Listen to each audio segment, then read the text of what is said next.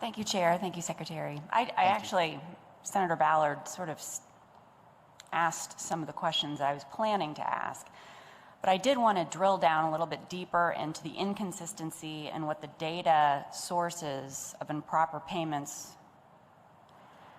why there's such an inconsistency on that data reported. So I'm looking at different sources here of improper payments, overpayments from different reporting sources.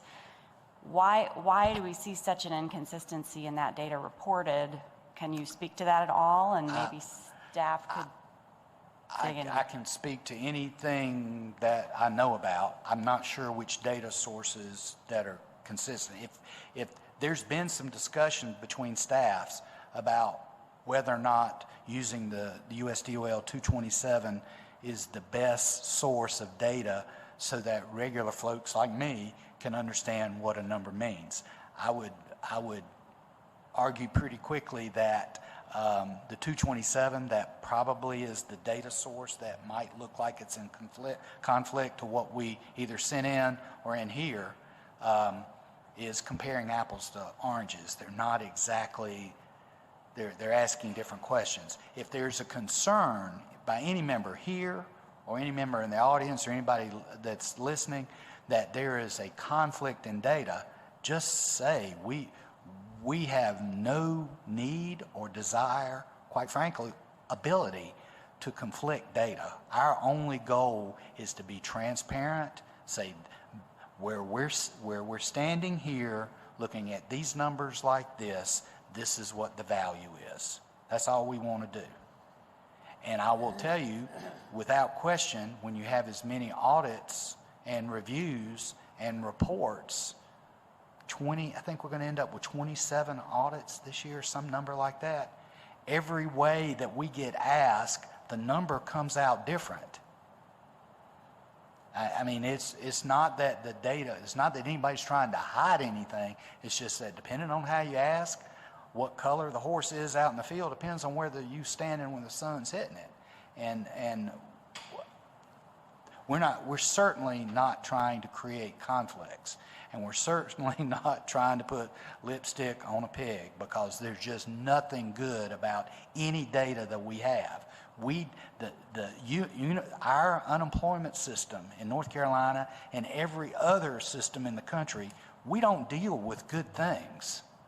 Let's face it, we're not ever going to come to you and give you good news. We don't deal in good news. We deal with trying to get people that have lost a job through no fault of their own, the subsistence to stay alive. That's our job. Doesn't make for a good Aesop's fairy tale. So our data is not going to be good. If anybody's looking for good numbers and good trends and positive news, you're not going to get it from us. So there's really no need, Representative Paré, to manipulate it. And if anybody's worried about us manipulating, let us clear that up right now. We'll show you all our data. That's the reason we had no hesitation to read. But this is now 6 months old. So there's a lot of different numbers. And 6 months from now, Senator, the data's going to look a whole lot different. When you see this report next year, you're going to say, holy mackerel, what happened? But the good news is the truth is in the charts and in the numbers. And we'll be glad to show you whatever we got. Can I just ask one follow-up on that? Yes, ma'am. And I don't mean to beat a dead horse. I'm just trying to figure out. I'm trying to understand. As long as that horse is out in the pasture, watch the sun shine on it. I'm just trying to understand why your apples and oranges comment. And I'm trying to understand why one source of data is sourced so differently to have a different result as another source of data. I just want to understand why we have different numbers from one source than we have different numbers from another source, and you would be the man who looks at the sources of the numbers, correct? So I'm trying to ask why that would be different.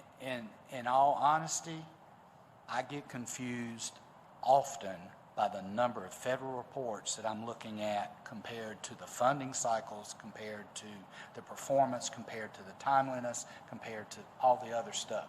It is very confusing. I am blessed at this agency to have an incredibly strong finance staff and operations staff. So the direct answer to your question is, I get confused too, but have never seen anything that's conflicting. The values of the data depend entirely representative of how you ask and from what source over time.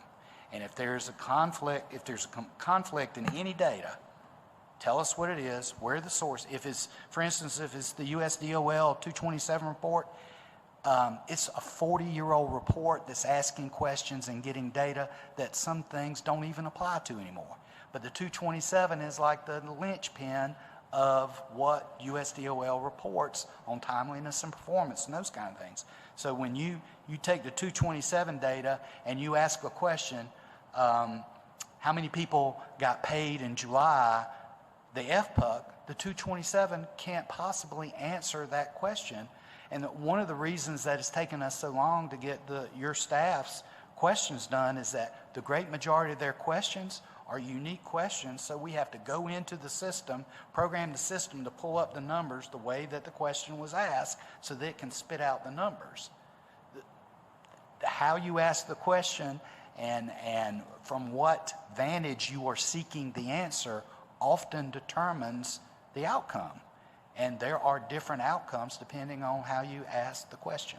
So do we have different numbers on different reports? Absolutely. Is there any conflict or any hanky-panky going on to hide or to change that horse color? Absolutely not. And I have to be honest with you, we don't have time nor the inclination to change. We're pretty full up just getting the doors open and trying to get these claims and stuff done. We want to give you the data you want as quickly as you want it and in the form that you want it in. And you just have to give us time to do it and tell us what you want. I promise you we'll do it.